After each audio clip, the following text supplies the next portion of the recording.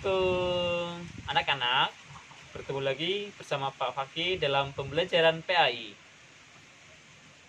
Meskipun PDR kali ini, semoga kalian sehat selalu, tetap semangat dalam belajar, menuntut ilmu agar menjadi orang yang berguna.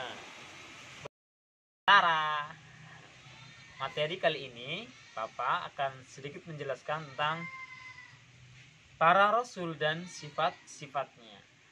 Yo, ada yang tahu nggak berapa jumlah nabi dan rasul yang wajib kita ketahui?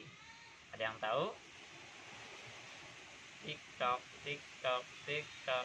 Iya, benar sekali. Ada 25 nabi dan rasul yang wajib kita imani, kita percayai, dan kita ketahui.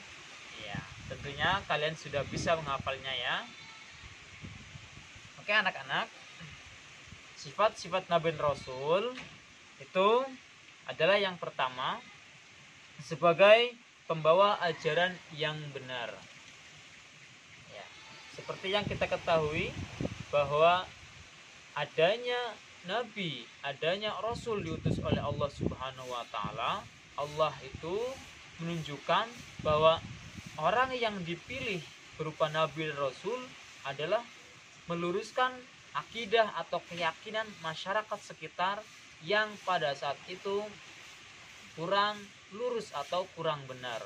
Seperti pada contohnya ini, Nabi Nuh alaihissalatu wassalam, Nabi yang pertama kali disuruh dakwah oleh Allah Subhanahu wa Ta'ala untuk bertauhid, untuk mengesahkan Allah Subhanahu wa Ta'ala. Kenapa Nabi Nuh tersebut disuruh berdakwah? Karena pada saat itu melihat masyarakat sekitarnya banyak sekali yang menyembah berhala, yang dalam artian berhala ini adalah patung yang mereka buat sendiri, mereka pahat sendiri, yang terbuat dari batu, dari kayu, dan bahkan dari roti.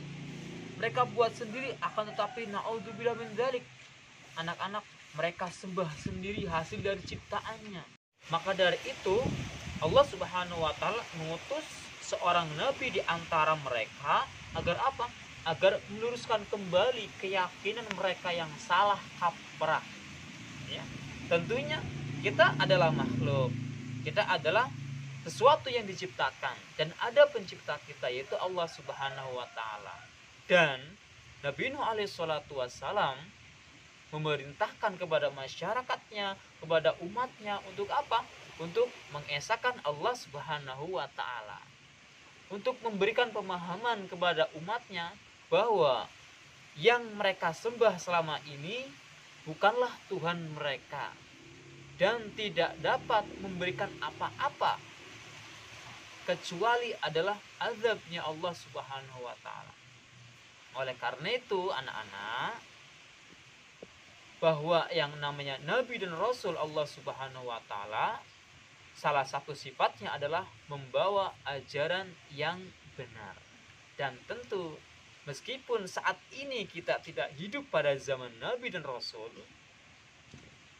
kita wajib mengimani, wajib mempercayai adanya Nabi dan Rasul yang telah memberikan, yang telah membawa ajaran yang benar, sebagaimana diwahyukan oleh Allah Subhanahu wa Ta'ala melalui perantara malaikat Jibril alaihissalam.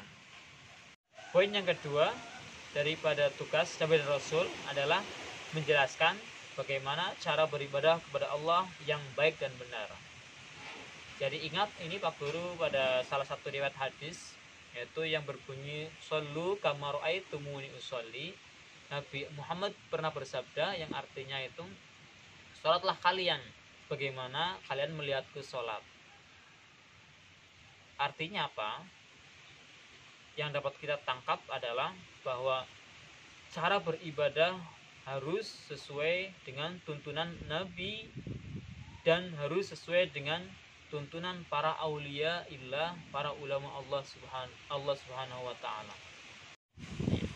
Sebagaimana contohnya anak-anak, seperti kita sholat, kita kan tidak hidup di zaman Nabi nih. Saat ini zaman Nabi sudah berlalu ya. sudah berlalu dan kita sholat zuhur berapa rakaat? 4 kan? Apakah itu atas kehendak kita 4 rakaat? Bukan, tetapi atas ajaran Nabi Muhammad SAW yang telah dijelaskan kepada para sahabatnya, kemudian para tabiin, tabiin, hingga para ulama, hingga kepada guru kita. Itu bagaimana cara beribadah kepada Allah dengan baik yang benar, yang mana merupakan tugas Nabi dan Rasul yang kedua. Nah, poin yang ketiga anak-anak adalah Nabi dan Rasul itu sebagai pemberi kabar gembira dan pemberi peringatan. Manusia, umat Nabi Muhammad bukan saja manusia, tetapi ada juga jin. Dan kita manusia diliputi oleh nafsu amarah, nafsu yang ingin selalu berbuat buruk. Maka dari itu para nabi disuruh oleh Allah Subhanahu wa taala untuk memberikan kabar gembira bahwa hidup itu tidak sekedar di dunia saja, akan tetapi setelah meninggal, setelah mati akan mendapati yang namanya kehidupan abadi, yaitu kehidupan di akhirat kelak. Dan kehidupan setelah mati ini hanya ada 2, yaitu surga dan neraka. Kenapa Nabi Muhammad SAW memberikan kabar gembira kepada umatnya? Tidak lain adalah agar umatnya merasa terobsesi untuk memasuki surganya Allah Subhanahu wa taala. Dan mengapa Nabi Muhammad SAW memberikan peringatan kepada kita semua? Tidak lain adalah karena manusia untuk memiliki rasa takut memasuki nerakanya Allah Subhanahu wa taala.